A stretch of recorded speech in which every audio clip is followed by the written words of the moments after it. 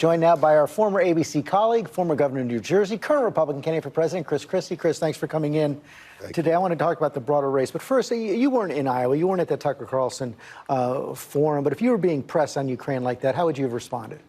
I would have said, you've always been wrong about this, Tucker, and you're still wrong. That, in fact, what's going on, George, is that this is a proxy war with China. The Chinese are funding the Russian war by buying Russian oil. They're coordinating with the Iranians to provide lethal weapons to the Russian army. And we could decide when to have this conflict. Right now, the Ukrainians are willing to fight this fight for themselves if they have our support to be able to win it. If the Chinese watch us back away from Ukraine, as Tucker Carlson and others would advocate, believe me, the next move will be Taiwan. He was getting standing ovations. You don't think that's a big sell in the Republican Party? I don't. And I'll tell you, as I travel around, George, look, I'm not saying there's not some division in the party. There is. That's obvious. But I still absolutely believe, both from what I've seen in polling and what I'm experiencing anecdotally, that a majority of Republicans want us to be supporting Ukraine because those folks are fighting for their own freedom, their own liberty, and they're degrading the Russian army and sending a message to the Chinese. Those are all good things for America. You announced this week that you're going to make the debate stage. You've qualified to make the debate stage. You think Donald Trump's going to be there? You know, George, I do.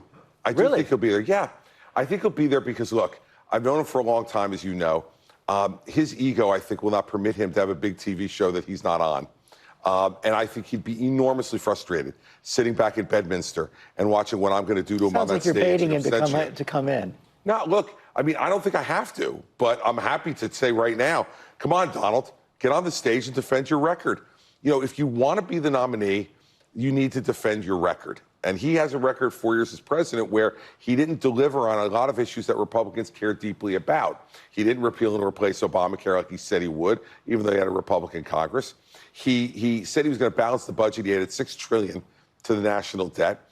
He said he was going to build the wall in Mexico. He built 47 miles of new wall. You know, George, at that pace in 4 years, he'd need 110 years as president to be able to finish the wall. None of that has shaken his support right now, at least it appears, inside the base of the Republican Party. What can you say that people haven't already heard that can change their minds? Look, George, I think it's just about patience and persistence on this. He's got a record that is not great as president. And by the way, we didn't even talk about the three-time loser record, where he lost in 2018 the House, lost the Senate and the White House in 2020, and led us to a horrible midterm performance in 2022 with a president who was at 35% job approval. So it's going to take time, though, George. This guy has been at the front of every Republican primary voter's mind for 8 years. I've been in the race for 5 weeks. Give me some time.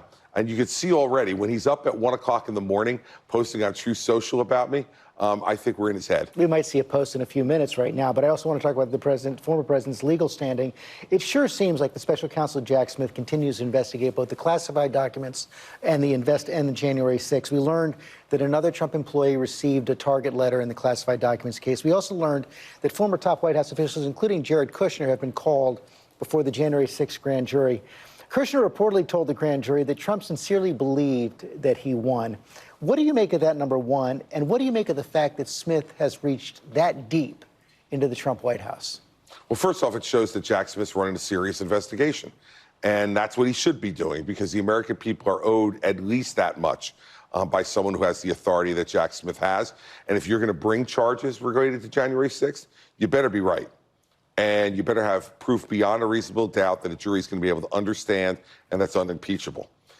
As far as, what's going on with Donald Trump in terms of these charges, the fact is that he doesn't believe he won. He was concerned before the election that he was losing. And I know that because he said it to me directly. He knows he didn't win. But his ego, George, won't permit him to believe that he's the only person in America outside the state of Delaware to ever have lost to Joe Biden. And so his ego is running that. And am I surprised that Jared Kushner would say that? He doesn't want to be disinvited to Thanksgiving, George, so he said what he needed to say. What is your path to victory? Through Donald Trump. And there's no other way to do it, George. There's not a separate lane or, we've heard these conversations before in presidential races. In this Republican primary, there is one lane to the nomination, and that lane is right through Donald Trump. He's at the head of it. And you have to make the case against Donald Trump and convince Republican primary voters two things. One, that he is not electable, and he will not beat Joe Biden. He's lost him before and would lose to him again, and probably Joe Biden would bring a Democratic House and Senate with him. And two, that his record doesn't merit him to be the nominee again, given all the failures, both personal and policy, that he's had. The difference with me, having been a Republican governor in a blue state, is I had to deliver. I had to deliver results. And when we were in this bad of shape, George, I think the last time we were in this bad of shape as a country was in the late 70s with Jimmy Carter as president. Angry, divided country, energy crisis, inflation, all the rest. What did America do? They turned to a conservative governor from a blue state, Ronald Reagan from California. I think we're going to do the same thing this time. We're about to have a debate over this no labels movement, the no labels third party movement. You've said publicly that you wouldn't join their movement. Why not? Because I think it's a fool's errand, George. I'm not in this for showtime. I'm not in this, for making a point. I'm in this to get elected president of the United States.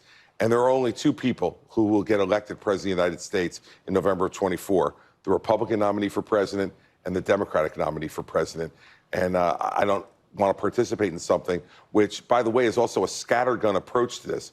They think they know who they're going to hurt. They want to hurt Donald Trump if he's the nominee. But when you get into a third-party campaign, and we saw this with Ross Perot, we saw this later with Ralph Nader, you never quite know who you're going to hurt in that process. Chris Christie, thanks for coming in today. Thanks for having me on, George. Hi, everyone. George Stephanopoulos here. Thanks for checking out the ABC News YouTube channel. If you'd like to get more videos, show highlights, and watch live event coverage, click on the right over here to subscribe to our channel. And don't forget to download the ABC News app for breaking news alerts. Thanks for watching.